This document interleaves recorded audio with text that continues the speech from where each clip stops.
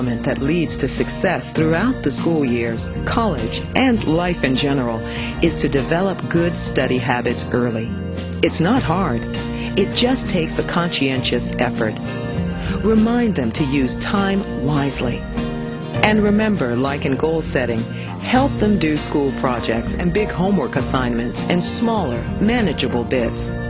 Coax them into starting early. Do a little bit each day, and they'll see that the work can get done so much easier. The study habits were when I first came there, I didn't really like studying at all. So my mom devised something like, it's like a study plan. I come home from school, I'd read for about 2 hours a day, do some math work from that Tyra would assign me, do that just so I can get better in math, because I'm not that great at math. But I do the math problems, or like pretty much wouldn't complete it like I'm supposed to, but I do them, but some of them be wrong, and he'd have me go back and try it again and keep on trying until I got it right. You know, my mom was the same thing. She'd have a math thing for me. She'd call me and say, Tyrone, and I'd go upstairs and take the math and take a pencil and go downstairs and start doing the math or whatever. You know, because they just wanted me to succeed. They just cared for me, and I totally saw that, and I just ignored it for some reason. You know, I guess it's because I never had parents like that before. As a foster parent, help your foster youth establish a routine schedule for doing homework. Provide a space that's quiet and conducive. Minimize distractions like TV, video games, and the like. Maintaining rules often provides a framework and stability for your youth to work from. So we have established quiet time. We don't do TV, we don't do noise in the background. We have everyone's at the counter or at their desk doing homework, and we check everything and are available for questions, and sometimes we don't know the answer. So we have to go look it up or read the help, especially in the some of the math. We have to go back and kind of review and re-up on our skills. So, but quiet, and we look to communicate. Again, just because Angie is in college doesn't mean that she has to sit in her room and do her homework by herself. I have check-ins with her with regard to that too. So, because it gives me an opportunity to learn new things too. Reviewing homework or assignments together shows you care. And remember, make it quality time. The kids want to engage with you. They want to come home and tell you about what their day was like. They want to be able to share with you about some of the challenges that they're going through.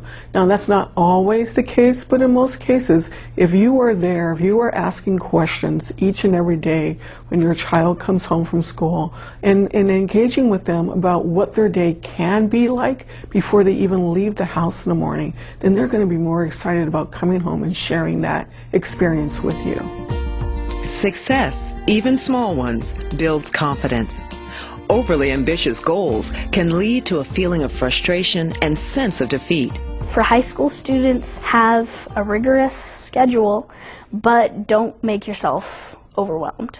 Because if you work too hard, you're going to miss out on the opportunities of having a social life, which is important when you're younger, because you shouldn't just be work, work, work, work, work.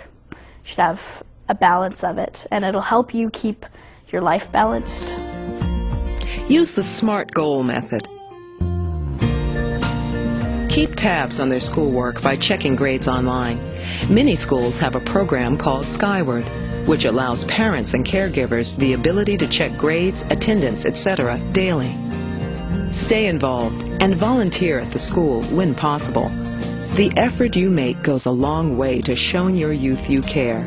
When they see that you care, they develop a positive sense of self and can then consider long-term plans for themselves. We had to prove ourselves to her that we were worthy of her opening up to us and allowing us then to parent and to be a family. Challenging her to look at herself and say, what are the opportunities? Where do you want to go? And whatever path you choose, the only thing you need to do is communicate that to me so that we can travel it together, so that I'm not going left and you're going right. And probably the biggest thing, and I do reiterate this to her, is I understand that your instinct is to tell me what you think I want to hear, but I don't want you to do that, because then we end up on different paths. Then I don't get to support you the way you need to be supported. Tell me the truth. I don't have to like it, but we can talk about that, and let's travel the path together. Review the study tips at the end of the Gear Up Handbook.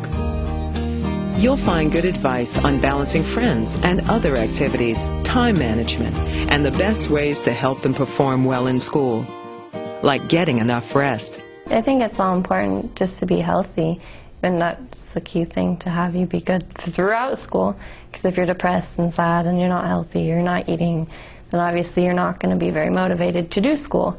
So I mean, you definitely need to have a good diet and, you know, breakfast, I guess. Some people don't eat breakfast, take like a muffin or something with you. But always, I don't know, just try to stay healthy, because no matter what's going on, if you can feel good about yourself, then you can do it. I did it. If you need assistance in working with the schools to support your youth's educational performance or any other school issues, contact the Educational Advocacy Program. They provide a host of services that can assist you and your youth reach those important educational goals.